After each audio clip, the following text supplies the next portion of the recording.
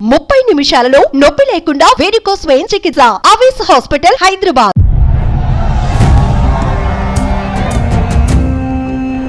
Bandi Sanjay guarantee ఒక spark.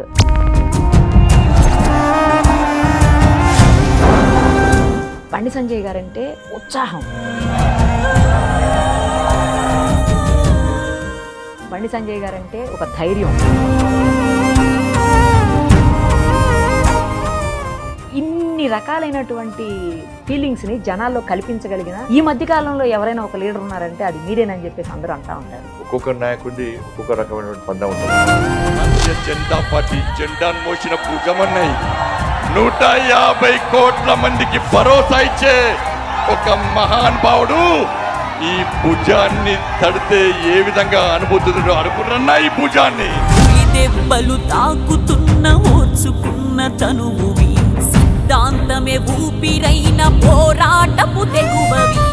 Jail అంటే భయం లేదు, కేసులు అంటే భయం లేదు, ఎవరన్నా భయం లేదు. కాబట్టి ఇప్పుడు ఇక్కడ ఎవరు బీఆర్ఎస్ లేకపోతే కాంగ్రెస్ అనుకుంటున్నారా? మీకు ప్రత్యర్థిగా ఎవరిని భావిస్తున్నారు? ఇప్పుడు వాళ్ళిద్దరూ బీఆర్ఎస్ వాళ్ళు మీరును రేవంత్ రెడ్డి గారు మంచి ఫ్రెండ్స్, అందుకని మీకోసమే డమ్మీ క్యాండిడేట్ని పెట్టారంట. రేవంత్ రెడ్డి అంటున్నారు. కానీ రేవంత్ రెడ్డి గారు మీరు ఫ్రెండ్సా? ఫోన్ ట్యాపింగ్ ఇష్యూలో ఉన్నటువంటి మీకు ఉన్న డౌట్స్ ఏంటి? దానికి ఉన్న ఎవిడెన్స్ ఏంటి అసలు? భార్యాభర్తల ఫోన్లు కూడా విన్నారంటే ఇంతకంటే సిగ్గుచేటి ఇంకోటి కాదు. ప్రస్తుతం మనతో పాటు ఉన్నారు కరీంనగర్ సిట్టింగ్ ఎంపీ బీజేపీ నుంచి, అలాగే ఇప్పుడు అభ్యర్థిగా పార్లమెంటు ఎన్నికల బరిలో ఉన్నటువంటి ఫైర్ బ్రాండ్ బండి సంజయ్ గారు. ఒకసారి ఆయనతో మాట్లాడదాం. సార్ నమస్తే అండి. నమస్కారం. ఎలా ఉన్నారు సార్? చాలా బాగున్నాయి. ఎలా సాగుతుంది క్యాంపెయినింగ్? అస్సలు మేము చూస్తున్నాము, బట్ మీరు చెప్పండి. చాలా బ్రహ్మాండంగా సాగుతున్నది. ప్రజల యొక్క స్పందన బ్రహ్మాండంగా ఉంది. ఎందుకంటే మోడీ గారిని ప్రధానమంత్రి చేయాలని చెప్పి, ప్లస్ నేను కరీంనగర్ పార్లమెంట్కు చేసినటువంటి అభివృద్ధి కానీ, రాష్ట్ర అధ్యక్షునిగా చేసినటువంటి ఫైట్, దాన్ని చూసిన తర్వాత ప్రజలందరూ కూడా తప్పకుండా గెలిపించాలని చెప్పి ఆలోచనతో ఉన్నారు. కాబట్టి ఆ స్థాయిలో స్పందన వస్తున్నది. ఎక్కడికైనా ప్రజలు వాళ్ళ ఇంటికి ఆహ్వానించడము, దాంతోపాటు 45 డేస్ ప్రజాహిత యాత్ర పేరుతోని ఈ కరీంనగర్ పార్లమెంటు మొత్తం చుట్టొచ్చిందండి. అవును సార్, అవును. షెడ్యూల్ రాకముందే ఇప్పుడు అన్ని ఇంటర్నల్ మీటింగ్స్, కార్యకర్తలను సమాయత్తం చేయడం, అసెంబ్లీ వారిగా బహిరంగ సభ నిర్వహించడం, దాంతోపాటు ఎల్లుండి మోడీ గారి బహిరంగ సభ వెమ్లవాడలో ఉదయం 8 గంటలకే వెమ్లవాడలో మోడీ గారి బహిరంగ సభ ఉంది. అన్నిటి కూడా ఏర్పాటు చేస్తున్నాం. దాంట్లో ప్రచారం కూడా కార్యకర్తలు కూడా కష్టపడి ఎండలో కూడా ప్రచారం చేసే ప్రయత్నం చేస్తున్నారు. ప్రజలు కూడా అదే స్థాయిలో స్పందిస్తూ మధ్య తెలిపే ప్రయత్నం చేస్తున్నారు. అసలు నైట్ 1-2 వరకు పడుకోవట్లేదంట, మళ్ళీ 5 నుంచే స్టార్ట్ చేస్తున్నారని చెప్పేసి బయట మీ అభిమానులు ఎవరో చెప్తా ఉంటే, అంటే వాళ్ళు అనుకుంటుంటే విన్నాను నేను. ఈ ఎన్నికల సమయంలో డే చూడము, నైట్ చూడము, ఎండ చూడడము, ఇవన్నీ చూసే ప్రయత్నం చేయదు. ఎండనక వానక తిరుగుతూనే మనం ప్రజల దగ్గర పోవడము, ఓటు రిక్వెస్ట్ చేయడం మన బాధ్యత. సరే, పార్లమెంట్ ఎన్నికల్లో అన్ని బస్తీలు, అన్ని గ్రామాలు తిరిగేటువంటి అవకాశం ఉండదు కాబట్టి కనీసం మండల హెడ్ క్వార్టర్స్ అని తిరగాలని చెప్పి ఆలోచనతో మనం మండల హెడ్ క్వార్టర్స్ తిరిగినాం. అసెంబ్లీ కేంద్రాల వారిగా మేము బహిరంగ సభ నిర్వహిస్తున్నాం. కార్యకర్తలందరూ కూడా ప్రతి బూత్కు కనీసం 6 టైమ్స్ తిరగాలని చెప్పి ఒక ప్లాన్ చేసినాం. కాబట్టి ఇప్పటికే 3 సార్లు పూర్తయింది. ప్రతి ఇంటికి కార్యకర్తలు వెళ్ళడం, కరపత్రం ఇవ్వడం, మనం చేసినటువంటి అభివృద్ధి, మోడీ గారు దేశాన్ని చేసినటువంటి అభివృద్ధి, బీజేపీకి ఎందుకు ఓటేయాలని చెప్పి ఒక ఆలోచనతోనే వాళ్ళు ప్రతి ఇంటికి కరపత్రాలు కానీ, బుక్లెట్స్ కానీ ఇవ్వడం జరిగింది. అందుకే దానితోనే ఈ వాతావరణం అంతా నిర్మాణం అయింది. కానీ బండి సంజయ్ గారంటే ఒక స్పార్క్, బండి సంజయ్ గారంటే ఉత్సాహం, బండి సంజయ్ గారంటే ఒక ధైర్యం, బండి సంజయ్ గారంటే మనోడు. ఇన్ని రకాలైనటువంటి ఫీలింగ్స్ని జనాల్లో కల్పించగలిగిన ఈ మధ్య కాలంలో ఎవరైనా ఒక లీడర్ ఉన్నారంటే అది మీరేనని చెప్పేసి అందరూ అంటా ఉంటారు. చేసే కార్యక్రమాలను బట్టి ప్రజలు, కార్యకర్తలు కానీ మనకు సపోర్ట్ చేస్తూ ఉంటారు. ఒక్కొక్క నాయకుడి ఒక్కొక్క రకమైనటువంటి పందం ఉంటుంది. నాకు కొంచెం అగ్రెసివ్నెస్ ఎక్కువ, ప్లస్ ధర్మం కోసం పనిచేయడం, మాస్ లీడర్. ఏ రాత్రి అయినా ఎప్పుడైనా కూడా నిర్మమాటంగా పోయి రిక్వెస్ట్ చేస్తాము, లేకుంటే ఆందోళన చేస్తాము. కానీ ప్రతి విషయంలో స్పందించేటువంటి ఆలోచన, ఆ తత్వం ఫస్ట్ నుంచి ఉంది. కాబట్టి ఎందుకంటే నా మీద కేసులు అయినంత ముందు నేను అప్పుడు మొదటి నుంచే జైలుకి వెళ్ళినటువంటి పరిస్థితి. నాకు జైలు అంటే భయం లేదు, కేసులు అంటే భయం లేదు, ఎవరన్నా భయం లేదు. కాబట్టి నేను తెగించి ముందుకు పోతా. కాబట్టి అగ్రెసివ్నెస్ చూసిన తర్వాత యూత్ కానీ, కార్యకర్తలు కానీ, ప్రజలు కానీ నాకు మద్దతు తెలిపే ప్రయత్నం చేస్తారు. ఏదైనా కూడా లోపల కొట్టి బయట మాట్లాడే నిర్మమాటంగా, ఓపెన్ గా మాట్లాడే తత్వం. విమర్శలు చేసినా కూడా పొలైట్ గా విమర్శలు చేస్తా, వ్యంగ్యంగా చేస్తా. కానీ భాష మాట్లాడే సందర్భంలో వ్యక్తిగత విమర్శలు దాదాపు ఎక్కడ నేను చేసే ప్రయత్నం చేయను. అందుకే ఆ స్థాయిలో అభిమానులు ఉన్నారు మీకు. Right sir. ఇప్పుడు ఇక్కడ ఎవరు బీఆర్ఎస్ లేకపోతే కాంగ్రెస్ అనుకుంటున్నారా? మీకు ప్రత్యర్థిగా ఎవరిని భావిస్తున్నారు? ఇప్పుడు వాళ్ళిద్దరు షేర్ మార్కెట్ లెక్క అప్ అండ్ డౌన్ స్టార్ట్ అయింది. వాళ్ళిద్దరు ఎందుకంటే ఒక 5 రోజులు ఒక 3 days బీఆర్ఎస్ లేస్తుంది, ఓకే. మళ్ళీ 2 days లో కాంగ్రెస్ లేస్తుంది. 1-2% తేడాతో ఆ రెండు పార్టీలు సెకండ్ ప్లేస్ కోసం పోటీ పడుతుంది. నేను అహంకారం గర్వంతో చెప్తలేను, ఉన్న వాస్తవ పరిస్థితులు చెప్తున్నా. ఓకే. సెకండ్ ప్లేస్ కోసం ఇద్దరు కూడా తాపత్రయపడుతున్నారు, 100 కోట్ల రూపాయలు వెచ్చించే ప్రయత్నం చేస్తా ఉన్నారు. కాబట్టి చూద్దాం, ఇంకా 3-4 days తర్వాత కూడా సెకండ్ ప్లేస్ ఎవరు వస్తారో, నాకు పోటీ ఎవరో తెలుస్తుంది. కరీంనగర్ ప్రజలు బండి సంజయ్ గారికి ఎందుకు ఓటెయ్యాలి అంటే ఏం చెప్తారు? నన్ను పార్లమెంట్ సభ్యునిగా గెలిపించిన తర్వాత ఫస్ట్ 2 సంవత్సరాలు కోవిడ్తోనే ఇబ్బంది పడ్డ పరిస్థితి. మిగతా 3 సంవత్సరాల్లో దాదాపు 12,000 కోట్ల రూపాయలకు పైగా నిధులు తీసుకొచ్చాను కరీంనగర్ ప్రాంతానికి. నేను ఎన్నికల ముందు ఏం హామీ ఇవ్వకుండా కూడా ఇలా అనేక అభివృద్ధి కార్యక్రమాలు మేము తీసుకొచ్చే ప్రయత్నం చేసినాం. దాంతోపాటు కొన్ని ఉదాహరణలు చెప్తాను. కరీంనగర్ వరంగల్ రోడ్డు 2,200 కోట్ల రూపాయలతో నేను ఎంపీ అయినాకనే బడ్జెట్ కేటాయింపజేసి టెండర్ నిర్వహించి నరేంద్ర మోడీ గారితో ప్రారంభోత్సవం చేసినాం. రోడ్డు దాదాపు 40% పూర్తయింది. అంతకుముందు ఒక్కొక్క ఫీటు లోతుగా రోడ్లు ఉండే పరిస్థితి, ఆ రోడ్డు మీద తిరిగే పరిస్థితి లేదు. అంతకుముందు నితిన్ గడ్కరీ గారితో మాట్లాడి రోడ్ రిపేర్ కోసమని 51 crores తీసుకొస్తాం మేము. వెంటనే మళ్ళీ వాటిని ఒప్పించి 2,200 crores తోని ఇలా నేషనల్ హైవేను ప్రారంభించినాం. సిద్దిపేట ఎల్కతుర్తి రోడ్డు ఎప్పటించో ఆ ప్రాంత ప్రజల చిరకాల కోరిక అది. 500 crores తోని ఇవాళ నేనే బడ్జెట్ కేటాయింపజేసి టెండర్ నిర్వహించి నరేంద్ర మోడీ గారితో ఇవాళ అది ప్రారంభోత్సవం చేస్తున్నాం. కరీంనగర్ ఆర్ఓబి ఉంది, ఆర్ఓబికి 154 crores. దాదాపు 30 సంవత్సరాలుగా ఇక్కడ ఇబ్బంది పడుతున్నారు ప్రజలంతా కూడా. రైల్వే రోజు 10 సార్లు గేట్ పడుతుంది. అంబులెన్సెస్ కానీ ఎమర్జెన్సీ ఉన్నటువంటి ప్రజలు కూడా అంత ఇబ్బంది పడుతున్నారు. కాబట్టి ఇప్పుడు 154 crores తోని ఇవాళ ఆ ప్రాజెక్ట్ తయారు చేసింది. ఇట్లా అనేక అభివృద్ధిగా సిఆర్ఎఫ్ ఫండ్స్ తెలంగాణకు ఎంత ఇస్తారో దాని 30% నేను కరీంనగర్ పార్లమెంట్ నియోజకవర్గాన్ని కొట్టాడి తీసుకున్నాం. గ్రామీణ సడక్ యోజన పైసలు కానీ అనేక అభివృద్ధి కార్యక్రమాలు ఇవాళ కరీంనగర్ పార్లమెంట్ లో చేస్తాం. కాబట్టి ఇలా ప్లాన్ ప్రకారం బీఆర్ఎస్ కాంగ్రెస్ పార్టీ ఒకటై బండి సంజయ్ ఏం చేయలేని ఒక తప్పుడు ప్రచారం చేసిన సందర్భంలో మేము కొన్ని అసెంబ్లీ ఎన్నికలు కూడా బుక్లెస్ కొట్టించినాం. ఇప్పుడు కూడా బుక్లెస్ కొట్టించిన తర్వాత ప్రజలు ఆశ్చర్యపోతున్నారు.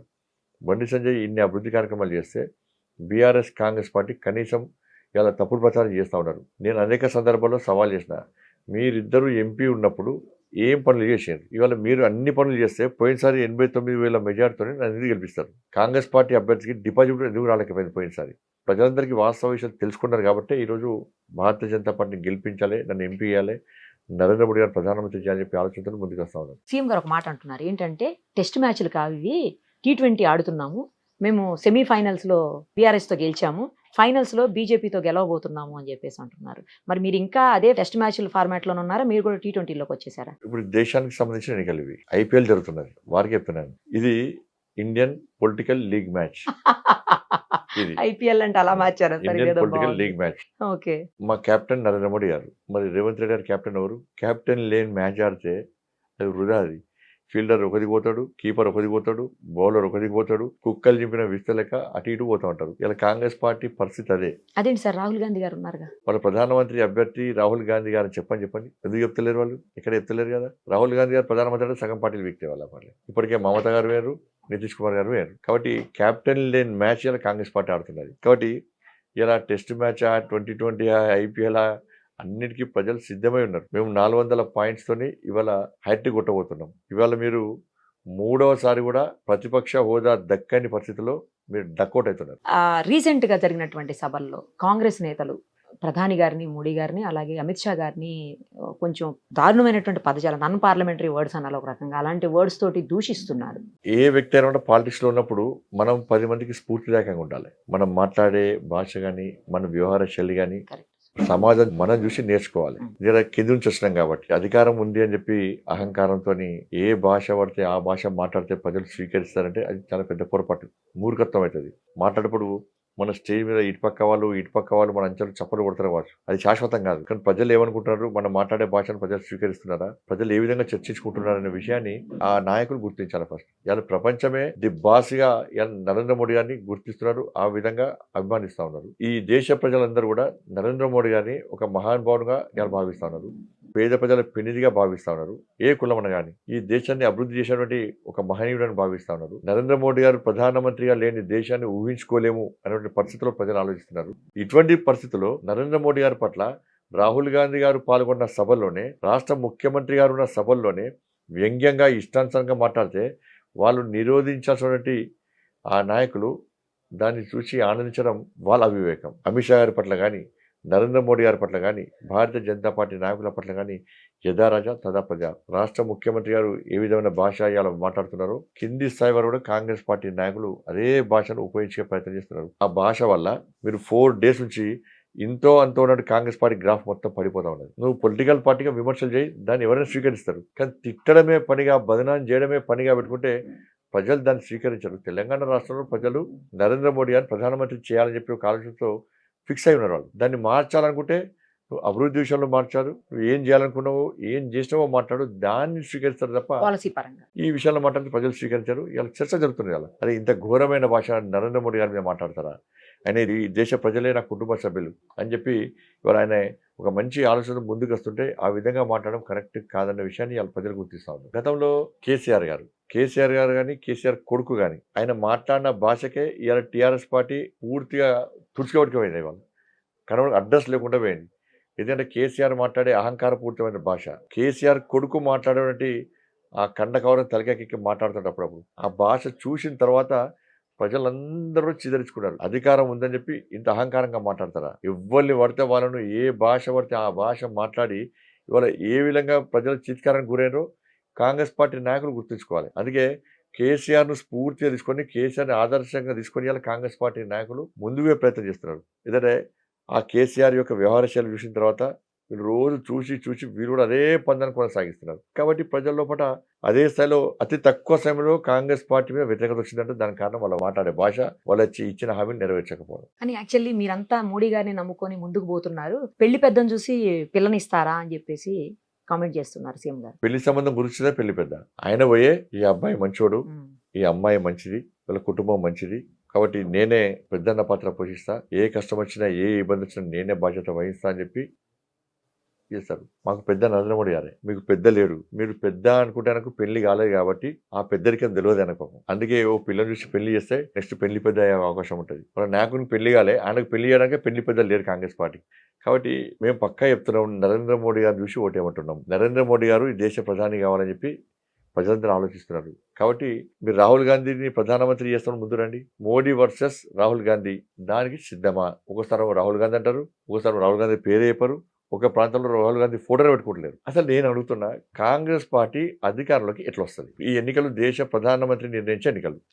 ఈ ప్రధానమంత్రి అభ్యర్థులు లేనప్పుడు మేము ఎవరు చూసి ఏమంటారు? దేశం రక్షింపబడాలంటే, ఈ దేశం అభివృద్ధి చెందాలంటే, ఈ దేశంలో పేద ప్రజల బతుకులు బాగుపడాలంటే, ఇదే విధంగా దేశం ప్రపంచ దేశాల్లో అగ్రగామి దేశంగా మారాలంటే, ఎకానమీ విషయంలో కానీ అన్ని విషయాలు నరేంద్ర మోడీ గారిని ప్రధానమంత్రి చేయండి అని మేము అంటున్నాం. మరి వాళ్ళకి ప్రధానమంత్రి అభ్యర్థి లేరు అంటే ఈ దేశాన్ని రక్షించేటువంటి నాయకుడు కాంగ్రెస్ పార్టీలో లేడు. ఈ దేశంలో పేద ప్రజల బతుకులను బాగు చేసే నాయకుడు కాంగ్రెస్ పార్టీలో లేడు. కాబట్టి ఇలా ప్రజలు కాంగ్రెస్ పార్టీకి ఎందుకు ఓటేయాలి, ఎవరు చూసి ఓటేయాలని చెప్పి ప్రజలు ఆలోచిస్తున్నారు. దాంతోపాటు దేశంలో 272 స్థానాలు వస్తేనే ఇలా దేశంలో అధికారంలోకి వస్తుంది కాంగ్రెస్ పార్టీ. ఏ పార్టీ అనే కానీ కాంగ్రెస్ పార్టీ నాకు తెలిసి 300 సీట్లు 310 సీట్లు పోటీ చేస్తున్నారు. ఎట్లా అధికారానికి వస్తుంది? సొంతగా అలయన్స్ ఉన్నారు కదా సార్. అలయన్స్ వేరు. వీళ్ళ భారతీయ జనతా పార్టీ స్వతహాగా 303 సీట్లు గెలిచింది. ఎవరు స్వతహాగా అధికారాన్ని ఏర్పాటు చేసుకుంటాం, అలయన్స్ తో కాదు. కాంగ్రెస్ పార్టీ స్వతహాగా అంటున్నాను. అదే అర్థం. ఎట్లా అధికారానికి వస్తుంది కాంగ్రెస్ పార్టీ? కాబట్టి అలా ప్రతిపక్ష హోదా కూడా మళ్ళీ తిరిగి వచ్చేటువంటి అవకాశం లేదు. కాబట్టి కాంగ్రెస్ ప్రతిపక్ష హోదా కూడా రాదంటారా? పోయిసారి వచ్చిందా ప్రతిపక్ష హోదా? రాలే కదా. ఈసారి మారలేదంటారు. ఏం మారింది? ఎవరు ఓటేమంటే చెప్పండి. బండి సంజయ్కి కరీంనగర్ ప్రజలు ఓటేస్తే నేను పోయి నరేంద్ర మోడీ గారికి ఓటేస్తా. మరి కాంగ్రెస్ పార్టీకి ఓటేస్తే మరి ఎవరు ఓటేస్తారు? వాళ్ళకే క్లారిటీ లేదు. ఒక్క క్లారిటీ ఉంది వాళ్ళకి. ఏం క్లారిటీ ఉందంటే మేము ఎట్టి బస్సులో అధికారం రాము అన్న క్లారిటీ మాత్రం క్లియర్ ఉంది వాళ్ళకి. అసెంబ్లీ ఎన్నికల్లో పనిగట్టుకొని మిమ్మల్ని ఓడించారు. అటు బీఆర్ఎస్ అలాగే ఇటు కాంగ్రెస్ వాళ్ళు కలిసి అంటున్నారు. అంత అవసరం వాళ్ళకి ఏముంటుంది? ఇద్దరు కలిసి చేయాల్సినంత అవసరం ఏముంటుంది అనేది ఒక పాయింట్. అసలు ఒక విషయం చెప్పండి, మీకు ఎంపీ అవటం ఇష్టమా, ఎమ్మెల్యే అవటం ఇష్టమా? స్వతహాగా ప్రజలు తీసుకునే నిర్ణయాలు కట్టుకోవడం. దానికోసం ఎమ్మెల్యే గెలవాలని పోటీ చేసినాం, ఎమ్మెల్యే కాలేకపోయినాం, ఎంపీఏ పోటీ చేస్తున్నాం. ప్రజలు ఎంపీ చేస్తారని చెప్పి నమ్మకం విశ్వాసం నాకైతే ఉంది. ఇద్దరు కలిపి ఓడగొట్టడం అంటే బీఆర్ఎస్ పార్టీ ఆ గడిలు బద్దలు కొట్టింది నేను, మా కార్యకర్తలు అందరం కలిసి. నేను రాష్ట్ర అధ్యక్షుడు కాబట్టి నేను ముందుండి ఫైట్ చేసిన. కేసీఆర్ ను ప్రశ్నించడానికే ఆ రోజు అన్ని పార్టీల నాయకులు భయపడ్డారు. కేసీఆర్ ను విమర్శించాలని కూడా అన్ని పార్టీల నాయకులు భయపడ్డారు. అటువంటి పరిస్థితుల్లో కేసీఆర్ గవర్నమెంట్ లో తెలంగాణలో పేద ప్రజలందరూ అనేక ఇబ్బందులు పడుతుంటే వాళ్ళు మాకు ప్రత్యామ్నాయం కావాలి, మాకు భరోసా ఇచ్చేటువంటి ఒక నాయకుడు కావాలి, ఒక పార్టీ కావాలని చెప్పి ఆలోచిస్తున్న తరంలో కేంద్ర నాయకత్వంలో రాష్ట్ర అధ్యక్షుడిగా చేసినప్పుడు మా కార్యకర్తలు అందరం కలిసి, నాయకులు అందరం కలిసి ఒక ప్రశ్నించే గొంతుగా ఇవాళ పేద ప్రజలకు ఒకవైపు భరోసా ఇవ్వడము, బీఆర్ఎస్ పార్టీకి గుణపాఠం చెప్పాలి, కేసీఆర్ మెడలు వంచాలని చెప్పి ఒక ఆలోచనతోని ఏ విధంగా ఫైట్ చేసినామో అందరికీ తెలుసు. ఇలా భారతీయ జనతా పార్టీ ఫైట్ చేసింది. రైతుల విషయంలో కొట్లాడింది మేము. కల్లాలకు పోయి కొట్లాడితే మా మీద బీఆర్ఎస్ పార్టీ గుండాలతో పాటు పోలీసులు దాడి చేశారు. ఒక్కటే రోజు 18 వాహనాలు ధ్వంసమైనవి. ఇలా 3-4 కార్యకర్తల కాలు చేతులు విరిగినాయి లాఠీ చార్జీలు. ఒక రిటైర్డ్ ఆర్మీకి సంబంధించిన మా నాయకుడు కూడా కాలు ఫ్రాక్చర్ అయింది. ఇట్లా మేము కళ్ళాలు పోయినాం. కాంగ్రెస్ పార్టీ ఏ రోజు కూడా కళ్ళాలకు పోయి వాళ్ళ రైతులను భరోసా కల్పించే ప్రయత్నం చేయలే. ఇలా కేసులైనా మా మీద 317 జీవో ఉద్యోగ ఉపాధ్యాయులు చెట్టుకోరి పుట్టుకోరి చేస్తే దాన్ని సవరించాలని చెప్పి ఫైట్ చేసింది మేము.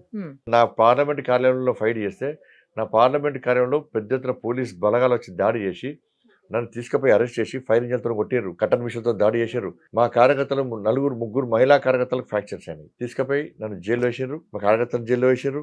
దాంతోపాటు కేసులు బుక్ చేశారు. కాంగ్రెస్ పార్టీ 317 జీవో వ్యతిరేకంగా కొట్లాడే వాళ్ళ మీద జైలుకు పోలేవాళ్ళు, వాళ్ళ మీద కేసులు కాలే. కొట్లాడింది మేము. దాంతోపాటు నిరుద్యోగ సమస్య, ఇంటికో ఉద్యోగం ఇస్తాను కేసీఆర్ ఇంటికో ఉద్యోగం ఇవ్వకపోవడం వల్ల నోటిఫికేషన్ ఇవ్వకపోతే మేము ఫైట్ చేసిన తర్వాత ఇచ్చిన నోటిఫికేషన్ అన్ని కూడా దొంగ నోటిఫికేషన్లు ఇవ్వడము, నోటిఫికేషన్లు ఇచ్చి కూడా వాళ్ళ పార్టీ నాయకులతోనే కోర్టులో కేసించడము, ఆ నేరాన్ని మా మీద నెట్టే ప్రయత్నం చేశారు. చివరకు టీఎస్పీఎస్సీ పేపర్ కూడా లీక్ చేసింది. లీక్ అయితే కొట్లాడింది మేము, నిరుద్యోగ మార్పులు చేసింది మేము. చివరకు నా మీద హిందీ పేపర్ లీక్ చేసడానికి కేసు పెట్టి, ఎవడైనా తలకాయ ఉన్నాడు అకల్లోడు హిందీ పేపర్ లీక్ చేస్తారండి, సైన్స్ మ్యాథ్స్ లీక్ చేస్తారు కానీ హిందీ పేపర్ లీక్ చేస్తారని నా మీద కేసు పెట్టి ఇవాళ నన్ను జైలుకి పంపాడు. మా కార్యకర్తలు కేసులు పెట్టాడు. కాంగ్రెస్ పార్టీ టీఎస్పీఎస్సీ పేపర్కు లీకేజ్ వ్యతిరేకంగా కొట్లాడిందా, నిరుద్యోగ మార్పులు చేసిందా, వాళ్ళ మీద కేసులు అనేయా, వాళ్ళు జైలుకి పోయిందా, జైలుకి పోయింది మేము, కేసులు భరించింది మేము. వాళ్ళ ఎస్సీ ఎస్టీ బీసీల కోసం కొట్లాడింది మేము, కేసులు అయినాయి మా మీద. అగ్రవర్ణాల్లో పేదలు ఈడబ్ల్యూఎస్ కేంద్ర ప్రభుత్వం ఇచ్చిన నరేంద్ర మోడీ ప్రభుత్వం ఇచ్చినా కూడా కేసీఆర్ అమలు చేయకుండా కొట్లాడింది మేము. కాంగ్రెస్ పార్టీ ఏ రోజు కొట్లాలి. మహిళల మీద అత్యాచారం జరిగితే కొట్లాడింది మేము. కాంగ్రెస్ పార్టీ ఏ రోజు కొట్లాలి. పోడు భూముల సమస్యల మీద మేము కొట్లాడి మేము పోతే మా కార్యకర్తలు 35 మంది కార్యకర్తలు 45 రోజుల పాటు జైలు ఉన్నారు. దసరా దీపాలు కూడా చేసుకోవాలి. కాబట్టి చివరకు బీఆర్ఎస్ పార్టీ గడ్డీలు బద్దలు కొట్టింది మేము. ఇలా కాంగ్రెస్ పార్టీ 6 గ్యారెంటీలు ఇచ్చి ప్రజలను మోసం చేసి ప్రజల చేత ఓట్లు వేయించుకున్నది. ఇవాళ మళ్ళీ ప్రజలు కాంగ్రెస్ పార్టీ పూర్తి వ్యతిరేకత ఉన్నారు. కానీ బీఆర్ఎస్ పార్టీ వ్యతిరేకంగా ఫైట్ చేసింది మేము కాబట్టి బీఆర్ఎస్ పార్టీ మా మీద కోపం. అబ్బా మమ్మల్ని అధికారంలో దించింది బండి సంజయ్ బీజేపీ కార్యకర్తలు, వాళ్ళ కోపం నా మీద. కాంగ్రెస్ పార్టీ ఏమంటున్నాడు, ఇలా 6 గ్యారెంటీలో బండి సంజయ్ ప్రశ్నిస్తున్నాడు. ప్రజలు బండి సంజయ్ మాట్లాడితే బీజేపీ మాట్లాడితే ఆలోచిస్తున్నారు. కాబట్టి బండి సంజయ్ని గెలవనియద్దు. ఈ సమయంలో ఇద్దరం ఒకటి కావాలి. ఇద్దరం మీరు గెలిచినాం కాదు, మేము గెలిచినాం కాదు అని చెప్పి ఇవాళ నన్ను ఓడించే ప్రయత్నం చేస్తున్నారు. 100 కోట్లు పెట్టే ప్రయత్నం చేస్తున్నారు.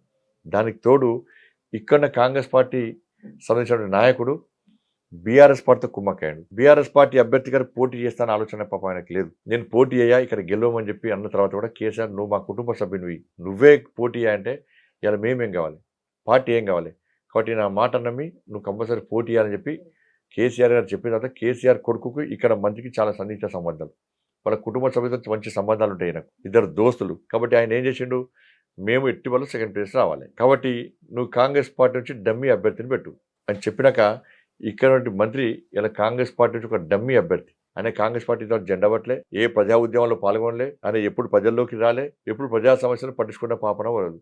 వాళ్ళ కాంగ్రెస్ పార్టీ కార్యకర్తలే ఈయన ఎవరు అంటున్నారు. మాకెప్పుడు కాంగ్రెస్ పార్టీలో కనవాళ్ళే ఊట టక్కటక్కడ తీసుకొచ్చి ఇవాళ మీరు టికెట్ ఎట్లు ఇస్తారు కాదు. వీళ్ళు ఏమంటున్నారంటే బీఆర్ఎస్ వాళ్ళు కావాలని మీరును రేవంత్ రెడ్డి గారు మంచి ఫ్రెండ్స్, అందుకని మీకోసమే డమ్మీ క్యాండిడేట్ ని పెట్టారంటున్నారు. కానీ రేవంత్ రెడ్డి గారు పెట్టే క్యాండిడేట్ కాదు కదా. రేవంత్ రెడ్డి గారు ఎవరు పెడుతున్నారు, ప్రవీణ్ రెడ్డి గారు పెడుతున్నారు. కానీ టికెట్ ఎవరు ఇక్కడ మంత్రి ఎమ్మెల్యేలందరితో మెప్పించి వాళ్ళని పట్టుకొని పోయి టికెట్ తెప్పించుకున్నాడు, అందరు తెలుసు. కానీ మీరు లోపాయికారి ఒప్పందం చేసుకొని కావాలని చెప్పేసి పెట్టారు ఆయన అని అంటున్నారు. ఎవరితో ఒప్పందం చేసుకుంటాం మేము? రేవంత్ రెడ్డి గారు. రేవంత్ రెడ్డి గారితో రేవంత్ రెడ్డి గారు నాకే సంబంధం. టికెట్ ఇచ్చింది రేవంత్ రెడ్డి గారు కాదు. ఇప్పుడు ఏఐసీసీ టికెట్ ఇచ్చింది, వచ్చాక రేవంత్ రెడ్డి గారు ప్రవీణ్ రెడ్డి గారు టికెట్ ఇవ్వాలని కొట్లాడారు.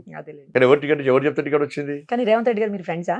రాజకీయాలలో అందరితో బాగుంటాను నేను, అందరితో ఇతర పార్టీలతో బాగుంటాను. నేను ఎంపీ ఉన్న కాలంలో బీఆర్ఎస్ పార్టీ కాంగ్రెస్ పార్టీ కార్యకర్తలు ఇబ్బంది పడితే అనేక మంది కాంగ్రెస్ పార్టీ కార్యకర్తలు కూడా నేను సహాయం చేసిన, పార్టీలకు అతీతంగా. ఇప్పుడు మోడీ గారు ఏం చెప్పారు, ఎన్నికల వరకు మాత్రమే రాజకీయం, ఎన్నికల తర్వాత అందరితో కలిసి ఉండాలి. Correct sir. అది బీఆర్ఎస్ పార్టీలో కూడా కేసీఆర్ కుటుంబ సభ్యులు కొంతమంది పడుచుకుంటారు, మిగతా వాళ్ళను ఉద్యమకారులు కూడా పడుచుకునే పరిస్థితి లేదు. వాళ్ళు బీఆర్ఎస్ పార్టీ కార్యకర్తలు వస్తే కూడా మా కార్యకర్తలను ఇబ్బంది పెట్టని కార్యకర్తలు నాయకులు, ప్రజలను ఇబ్బంది పెట్టని నాయకులు ఎవరు వచ్చినా కూడా వాళ్ళకి నేను సహకరించే ప్రయత్నం చేసిన. అందుకే ఇప్పుడు కర్నూలులో ఏం జరుగుతున్నది, జెండాలు పక్క పెట్టి మమ్మల్ని ఎప్పుడంటే అప్పుడు సహాయం చేసామని ఆదుకున్నట్టు బండి సంజయ్ గెలవాలి, నరేంద్ర మోడీ గారు ప్రధానమంత్రి కావాలని చెప్పి ఆలోచన అలా అన్ని జెండాలు పక్క పెట్టి గెలిపించడమే ఎజెండాగా ముందుకు వస్తాం. సార్ ఇంత ఫైర్ బ్రాండ్ మీరు చెంగిచెర్ల ఇష్యూలో ఎందుకు అంత ఇమోషన్ అయ్యారు? చెంగిచెర్ల ఇష్యూ బయట సమాజం తెలియని సంఘటనలు జరిగినాయి అక్కడ. బైన్సాలో అప్పుడు సుమన్ టీవీ ఇంత ముందు రాలే. నిజంగా అప్పుడు సుమన్ టీవీ ఇంటుంటే ఇలా బైన్సాలో జరిగినటువంటి విషయాన్ని సుమన్ టీవీ పక్కా నిక్కచ్చిగా నిజాతిగా బయటపెట్టేది.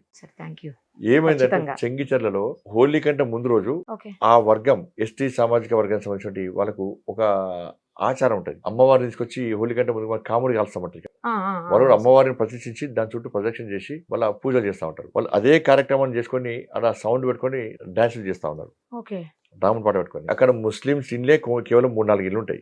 కానీ ఏకదాటిగా 300 మంది వచ్చి దాడి చేశారు. ఫస్ట్ సౌండ్ బంద్ చేయమంటే సౌండ్ బంద్ చేసి ఇంట్లో ఉన్నారు. పోయినరు, మళ్ళీ వచ్చి మూకు మీద దాడి చేశారు. ఆడ మొగ ముసలి వాళ్ళని తేడా లేకుండా ఎట్లా పడితే అట్లా కొట్టారు. కొట్టి విచక్షణాయుతంగా దాడులు చేశారు. చేసి సౌండ్ బాక్సులు అన్ని బలగొట్టి వెళ్ళిపోయారు. ఇలా అక్కడ పోలీసులు న్యాయాన్ని కాపాడాల్సిన, చట్టాన్ని కాపాడాల్సిన పోలీసులు వాళ్ళ కొమ్ము కాసే ప్రయత్నం చేశారు. ఎందుకంటే పైనుంచి ఆదేశాలు వచ్చినాయి. ఈ దారుణం జరిగినాక కంపల్సరీ పోవాల్సిందే. కిషన్ రెడ్డి గారు వేరు, ఈటల రాజేందర్ గారు వేరు. దాని తర్వాత నేను పోయినప్పుడు నన్ను పోలీసులు రాని అన్నారు. 5 ఓడిస్తామన్నారు. ఎందుకు 5 పోతాము? కార్యకర్తలు అందరూ తీసుకుపోతాం. మీడియాని రానియమన్నారు. మీడియాని పక్కా తీసుకుపోతాం. బయట సమాజానికి వాస్తవ విషయాలు చెప్పాలంటే మీడియా రాకుండా ఇంకోళ్ళు వస్తారు. మరి మీరన్నా కనీసం ప్రెస్ కాన్ఫరెన్స్ పెట్టి జరిగిన దారుణం చెప్పే ప్రయత్నం చేయండి. మీరు చెప్తలేరు. మీరు ఒక వర్గానికి కొమ్ము కాస్తారు కాబట్టి పక్కా మీడియా తీసుకుని పోతాను చెప్పాను. మా కార్యకర్తలు ఆపిన ఎవరు ఆగలే. బారికేడ్స్, చెక్ పోస్టులు అన్ని మొత్తం బద్దలు కొట్టుకొని వెళ్ళిపోయినాకనే వాస్తవం తెలిసింది కదా. అక్కడ ఎంత దారుణం అంటే అంత పేద ప్రజలు. నేను పోతా అంటే పోలీస్ ఆఫీసర్ వచ్చి, సార్ ఎలక్షన్ కోడ్ సార్, మీకు అనుమతి లేదు సార్ అన్న. నాకు అనుమతి అవసరం లేదు, నేను పోతున్నాను చెప్పి. ఇండియాలో ఉన్నది, పాకిస్తాన్ బంగ్లాదేశ్ లేదు. అది మాకు ఎలక్షన్ కోడ్ అయితే మేము 5 పోవాలంటే మరి ఏ ఎలక్షన్ కోడ్ ఉన్నదని చెప్పి వాళ్ళు 300 మంది వచ్చి దాడి చేశారు. అప్పుడు ఎలక్షన్ కోడ్ ఎక్కడికి పోయింది?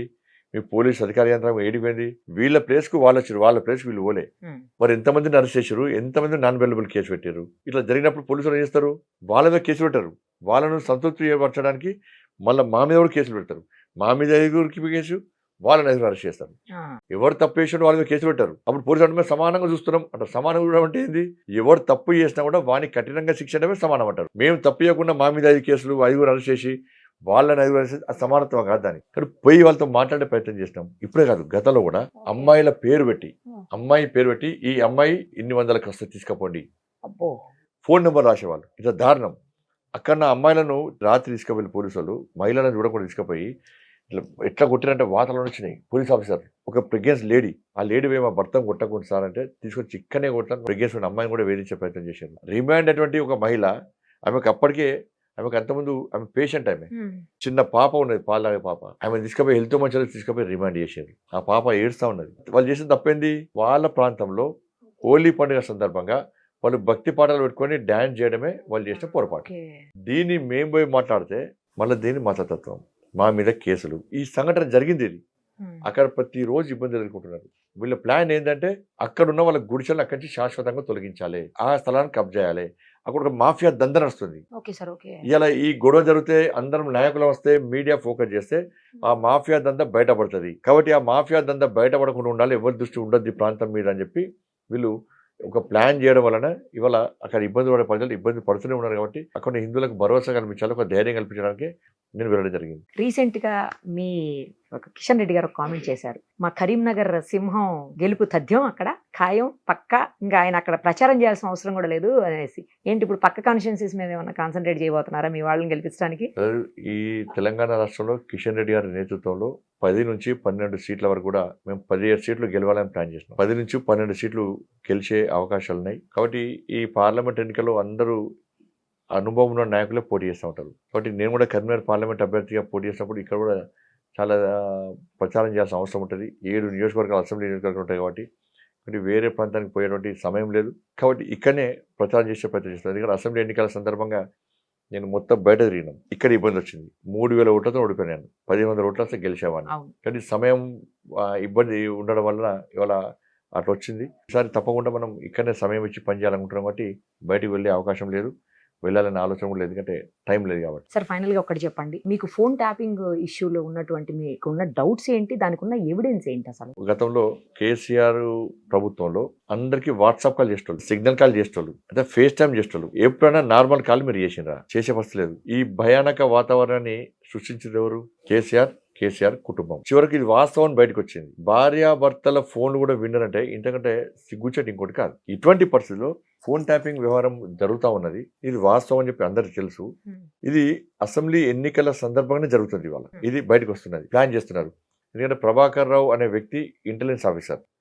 ఆయనకు ప్రజల నాడు ఏంది, ప్రజల మూడేంది, నెక్స్ట్ ఏ ప్రభుత్వం రాబోతుందో మనకు సమాచారం ఉంటుంది. అసెంబ్లీ ఎన్నికల ముందు కాంగ్రెస్ పార్టీ ప్రభుత్వమే తెలంగాణ రాష్ట్రంలో అధికారంలోకి వచ్చే అవకాశం ఉందని భావించిన తర్వాత కాంగ్రెస్ పార్టీతో దోస్తాన్ చేయాలి.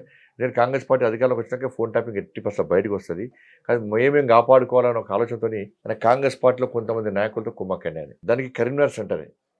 ప్రభాకర్ రావు గారి వియ్యంకుడు కరీంనగర్లో ఉంటాడు. వీళ్ళ అమ్మాయిని వాళ్ళ అబ్బాయికి ఇచ్చాడు. వాళ్ళ వియ్యంకుడు ఇక్కడ ఉంటాడు. అసెంబ్లీ ఎన్నికల సందర్భంలో ఆయన ఇక్కడికి వచ్చిండు, ఆ వియ్యంకుని ఇంట్లో ఉన్నాడు. దీనిలో ఇంకో నేరస్తునిగా ఉండి జైల్లో ఉన్నటువంటి వ్యక్తి, దోషిగా భావింపబడిన రాధాకిషన్ రావు గారు కరీంనగర్కి వచ్చి ప్రతిమా హోటల్లో 314 రూమ్ నెంబర్లో ఉన్నాడు. ఇక్కడ ఉండి ఏం చేశారు, ఇక్కడి నుంచి ఫోన్ ట్యాపింగ్ చేయడం, ఇక్కడ కాంగ్రెస్ పార్టీ నాయకులతో కుమ్మక్కై కాంగ్రెస్ పార్టీ అభ్యర్థులకు కొంతమందికి డబ్బులు ఇచ్చి నెక్స్ట్ ఎంపీ మేము చెప్పినటువంటి వ్యక్తికి టికెట్ ఇవ్వాలి అని చెప్పించి పెద్ద ఎత్తున డబ్బు లావాదేవీలు జరిగినాయి. పార్లమెంట్ ఎన్నికలు వచ్చినాయి. వాళ్ళు ఎవరైతే వ్యక్తిని పెట్టారో ఆ వ్యక్తికే ఇవాళ టికెట్ వచ్చింది. ₹1,00,000 ఇవాళ గెలి నుంచి ఢిల్లీ దాకా ముట్టినాయి. ఇవాళ ఏమైంది, ఇక్కడ అభ్యర్థికి వచ్చింది. ఇక్కడ పోటీ చేసే అభ్యర్థి ఎక్కడ ఉంటున్నాడు, ఆ ఫోన్ ట్యాపింగ్ ప్రభాకర్ రావు గారి వియ్యంకుని ఇంట్లోనే కాంగ్రెస్ పార్టీ అభ్యర్థి ఉంటున్నాడు. డబ్బులు మొత్తము వాళ్ళ వియ్యంకునే వస్తుంది. ఈ బహిరంగ రహస్యం, ఇది అందరికి తెలిసిన విషయం. కాబట్టి ఫోన్ ట్యాపింగ్ పైసలు వచ్చినప్పుడు ఇవాళ లక్షల రూపాయలు పెట్టి ప్రజాపతిని కొనుగోలు చేసే ప్రయత్నం చేస్తున్నారు. డైరెక్ట్ అకౌంట్లో 5 లక్షల రూపాయలు ఇస్తున్నారు. ఎక్కడి నుంచి వచ్చిన ఎన్ని పైసలు. కాబట్టి వాళ్ళ కాంగ్రెస్ పార్టీ అభ్యర్థి గెలిస్తే, బీఆర్ఎస్ పార్టీ అభ్యర్థి ఎట్లా వాళ్ళోడే, కాంగ్రెస్ పార్టీ అభ్యర్థి గెలిస్తే రేపు ప్రభుత్వం మీద ఒత్తిడి తీసుకొచ్చి ఈ కేసును నిర్వీర్యం చేసే ప్రయత్నంలో భాగమే ఇది. ఎంత మూర్ఖతం అంటే, ఇదే మా ఇల్లు, మా ఇంటికి వచ్చారు మీరు. ఇవాళ ఈ పక్కనే పెట్రోల్ బంక్ ఉంటుంది. ఆ పెట్రోల్ బంక్ లో వెహికల్ పెట్టుకొని మా ఫోన్లు వింటారు. మా కుటుంబ సభ్యుల ఫోన్లు కానీ, మా సిబ్బంది ఫోన్లు కానీ, అందరి ఫోన్లు ఇక్కడ పెట్టి ఉంటారు. దీని కంట్రోల్ రూమ్ ఎక్కడ అంటే సిరిసిల్ల ఎవరి గుత్తాధిపత్యం ఉన్నది, కేసీఆర్ కొడుకు. ఇది అంత జగమైన సత్యం. దీంతో పాటు రాధాకిషన్ రావు గారిని పోలీస్ కస్టడీ తీసుకున్న తర్వాత ఆయన స్టేట్మెంట్ రికార్డ్ చేశారు, కొడుకు సబ్మిట్ చేశారు. దానిలో ఏముంది, నేను కేసీఆర్ అనే పెద్ద ఆయన చెప్తేనే నేను ఫోన్ ట్యాపింగ్ చేసిన అని క్లియర్గా ఆయన స్టేట్మెంట్ ఇచ్చారు. అది కోర్టులో ఆల్రెడీ రికార్డ్ ఉంది. మరి అంత క్లియర్గా ఆయన స్టేట్మెంట్ ఇచ్చినప్పుడు, ఆయన చెప్పినప్పుడు, మరి కాంగ్రెస్ పార్టీ ప్రభుత్వం ఏం చేయాలి, కేసీఆర్కు 41 నోటీసు ఏదో ఒకటి ఇవ్వాలి కదా, కేసీఆర్ మీద క్రిమినల్ యాక్షన్ తీసుకోవాలి కదా. మరి ఈ 15 రోజుల నుంచి ఫోన్ ట్యాపింగ్ వ్యవహారాన్ని కాంగ్రెస్ పార్టీ బయట తీసుకొస్తలేదు. ఎలక్షన్ బిజీలో ఉన్నారు సార్ అందరూ. ఫోన్ ట్యాపింగ్ అంటే బిజీ ఉంటుందండి. వాళ్ళ పోయి రాష్ట్ర ముఖ్యమంత్రి అరెస్ట్ చేస్తారా, ఎవరి డ్యూటీ వాళ్ళకు ఉంటుంది. దాని గురించి మాట్లాడతలేరు. ఎందుకంటే ఇచ్చిపుచ్చుకునే ధోరణి. వీళ్ళ అవినీతి బండారం అంతా కేసీఆర్ దగ్గర ఉన్నది, వీళ్ళని కాపాడుకోవడానికి కేసీఆర్ అవినీతి బండారం వీళ్ళ దగ్గర ఉన్నది. కాబట్టి ఇవన్నీ కూడా ఒక ప్లాన్. కాబట్టి ఇవన్నిటి మీద దృష్టి పడకుండా ఉండడానికే ఇవాళ గాడిది గుడ్డని తీసుకొస్తున్నారు. నేను ఎన్నికల్లో ప్రచారం చేస్తుంటాను. మోడీ గారు ప్రచారం చేస్తున్నారు, కిషన్ గారు ప్రచారం చేస్తున్నారు, అమిత్ షా ప్రచారం చేస్తున్నారు. ఏం చేస్తున్నారు, కమలపు ముందు పెట్టుకున్నారు. కానీ రాష్ట్ర ముఖ్యమంత్రి గాడిది గుడ్డు పెట్టుకుని ప్రచారం చేస్తున్నారు. ఇప్పుడు ప్రజలందరూ కాంగ్రెస్ పార్టీ సింబల్ మారింది అయింది, కాంగ్రెస్ పార్టీ సింబల్ గాడిది గుడ్డ అయింది అని చెప్పి వాళ్ళు చూస్తున్నారు. రేపు బ్యాలెట్ లో గాడిది గుడ్డు కనబడితే ఓటేస్తున్నారు. ఎందుకంటే ఇది భస్మాసుర హస్తం కాబట్టి పక్క పెట్టినట్టున్నారు. కానీ కాంగ్రెస్ పార్టీ సింబల్ గాడిది గుడ్డే. మేము 6 గ్యారెంటీలు అంటున్నాం, అమలు చేయమంటున్నాం. వీటి మీద మేము చర్చిస్తున్నాం. మీరు 100 రోజులు 6 గ్యారెంటీలు అమలు చేస్తున్నారు, ప్రజలు ఓట్లేసారు. 6 గ్యారెంటీలు ఏంటి, దాని ముఖ్యమైనవి 2,500 రూపాయలు మహిళల అకౌంట్లో వేస్తున్నారు, 4,000 రూపాయలు ఆసరా పెన్షన్ ఇస్తున్నారు, తులం బంగారం మహిళలకు ఇస్తున్నారు, కూటీలు మహిళలకు ఇస్తున్నారు. ఎందుకు వేయాలని ప్రశ్నిస్తున్నారు. 15,000 రూపాయలు రైతులకు, కౌలు రైతులకు అకౌంట్లో ఇస్తున్నారు. ఎందుకు వేయలేదు. రైతు కూలీలకు 12,000 రూపాయలు ఇస్తున్నారు. ఎందుకు వేయలేదు. ఇలా 500 రూపాయల బోనస్. 500 రూపాయల బోనస్ చిన్నది కాదండి. 1 ఎకరానికి 28 క్వింటాలు వస్తుంది. క్వింటాలకు 500 రూపాయలు బోనస్ ఇస్తున్నారు. ఈ లెక్కన ప్రతి రైతు అకౌంట్లో 14,000 రూపాయలు అకౌంట్లో ఇవ్వాలి. ఎంతమంది రైతుల అకౌంట్లో 14,000 రూపాయలు బోనస్ ఇచ్చారు. తరుగుతాలు తేమలు కూడా కొంటున్నారు. ఎన్ని ప్రాంతాలకు ఉన్నారు. 2 లక్షల రుణమాఫీ చేస్తున్నారు. ఎందుకు ఇవ్వలేదు మీరు. 5 లక్షల రూపాయలు ఇల్లు జాగాలు ఎన్నులకు ఇస్తున్నారు. ఎంతమందికి ఇచ్చారు. ఎందుకు ఇవ్వలేదు. 5 లక్షల రూపాయలు విద్యార్థి భరోసా కార్డు ఇస్తున్నారు. ఎందుకు ఇవ్వలేదు. ఇవాళ ఫీజు రియంబర్స్మెంట్ ఇస్తున్నారు. విద్యార్థులు ఇబ్బంది పడుతున్నారు, యాజమాన్యాలు ఇబ్బంది పడతా ఉన్నారు. ఆరోగ్యశ్రీ బకాయిలు చెల్లించాలి, పేదలు వైద్య ట్రీట్మెంట్ కోసం ఇబ్బంది పడతా ఉన్నారు. ఇవన్నిటి విషయంలో ప్రజల లోపల చర్చ జరుగుతున్నది, ప్రజల లోపల వ్యతిరేకత వస్తుందని చెప్పి భావించినటువంటి రాష్ట్ర ముఖ్యమంత్రి గారు ఇవాళ ముంగట గాడిది గుడ్డు పెట్టి, సున్నాను పెట్టి ప్రజల దృష్టి మళ్లించే ప్రయత్నం చేస్తున్నారు. వీటి మీద చర్చించేద్దాము. కాంగ్రెస్ పార్టీకి ఉందా చర్చ, వీటి మీద జరగాలి. ఇది పక్క పెట్టి రిజర్వేషన్ అంశాన్ని ముందు తీసుకొచ్చి ప్రజల దృష్టి మళ్లించే ప్రయత్నం చేస్తా ఉన్నారు. తీసేస్తారని ప్రచారం జరుగుతుంది. ఇవాళ చెప్పులతో కొడతామని చెప్పి అన్నా నేను. రిజర్వేషన్ రద్దు చేసే వ్యక్తులను చెప్పులతో కొడతాం, చీపులతో కొడతాం అని చెప్పి అన్నాం. నరేంద్ర మోడీ గారే నేను బతుకున్న రోజు రిజర్వేషన్ మేము తీయమంటారు. క్లారిటీ వద్దు, సుమన్ టీవీ ద్వారా క్లారిటీ వద్దు. ఈ రిజర్వేషన్ల సౌకర్యం కల్పించింది ఇలా బాబాసాహెబ్ అంబేద్కర్ రచించిన రాజ్యానికి అనుగుణంగా మనం ఇలా ఈ దేశంలో మనం ముందు నడుస్తా ఉన్నాం. కానీ అంబేద్కర్ గారి రాజ్యాంగానికి తూట్లు పొడిచింది కాంగ్రెస్ పార్టీ. బాబాసాహెబ్ అంబేద్కర్ రాజ్యాంగానికి భిన్నంగా ఈ దేశంలో ఎమర్జెన్సీ విధించింది ఇందిరాగాంధీ. బాబాసాహెబ్ అంబేద్కర్ పార్లమెంట్ లో దళిత సమస్యలు ప్రశ్నిస్తున్నప్పుడు ఆయన హేళన చేస్తే, కించపరిస్తే, రాజీనామా చేసి బయటకు వచ్చి మళ్ళీ ఎన్నికల్లో పోటీ చేస్తే ఆయన ఎన్నికల్లో ఓడగొట్టింది కాంగ్రెస్ పార్టీ. అంబేద్కర్ గారు స్వర్గస్థులైనాక ఢిల్లీలో ఆయన మృతదేహం పెడితే స్మారక స్తూపం కట్టాల్సి వస్తుంది, ఎందుకు కట్టాలని చెప్పి అంబేద్కర్ గారి యొక్క పార్థివ దేవాన్ని ఇలా ముంబైకి తరలించింది కాంగ్రెస్ పార్టీ. ఇలా అంబేద్కర్ గారి చిత్రపటాన్ని 54 సంవత్సరాలు దేశాన్ని పాలించిన కాంగ్రెస్ పార్టీ ఇలా పార్లమెంట్లో పెట్టలేకపోయింది. ఈ రాజ్యాంగ నిర్మాత అయినటువంటి స్ఫూర్తి ప్రదాతమైనటువంటి అంబేద్కర్ గారికి భారతరత్న ఇవ్వకుండా రాజీవ్ గాంధీకి ఇచ్చుకున్నారు, ఇందిరాగాంధీకి ఇచ్చుకున్నారు. కానీ అంబేద్కర్ గారికి ఇచ్చే ప్రయత్నం చేయలేదు. ఇది కాంగ్రెస్ పార్టీ. ఇవాళ మేము నరేంద్ర మోడీ గారు నేను ప్రధానమంత్రి అయినంటే నాకు అంబేద్కర్ గారి భిక్ష. మేము అంబేద్కర్ గారు చిట్ట చివరి పేద వ్యక్తి కూడా సంక్షేమ ఫలాలు అందాలని చెప్పి ఒక స్ఫూర్తి ఇవ్వడం వల్లనే ఇవాళ సంక్షేమ ఫలాలు అందిస్తున్నాం. అంబేద్కర్ గారి చిత్రపటాన్ని పార్లమెంట్ పెట్టిన వ్యక్తి నరేంద్ర మోడీ గారు. అంబేద్కర్ గారికి భారతరత్న ఇప్పించింది భారతీయ జనతా పార్టీ ప్రభుత్వం. అంబేద్కర్ పుట్టిన స్థలం, స్వర్గస్థుల స్థలం, దీక్ష చేసిన స్థలం, ఇట్లా 5 స్థలాలను స్ఫూర్తి కేంద్రాలుగా ఇలా మార్చి అభివృద్ధి చేసింది నరేంద్ర మోడీ గారి ప్రభుత్వం. 17 మంది బీసీ ఎంపీలను మంత్రులు చేసింది నరేంద్ర మోడీ గారి ప్రభుత్వం. 12 మంది ఎస్సీ ఎంపీలను మంత్రులు చేసింది నరేంద్ర మోడీ గారి ప్రభుత్వం. 8 మంది ఎస్టీ ఎంపీలను మంత్రులు చేసింది నరేంద్ర మోడీ గారి ప్రభుత్వం. రామ్నాథ్ కోవింద్ను రాష్ట్రపతి చేసింది నరేంద్ర మోడీ గారి ప్రభుత్వం.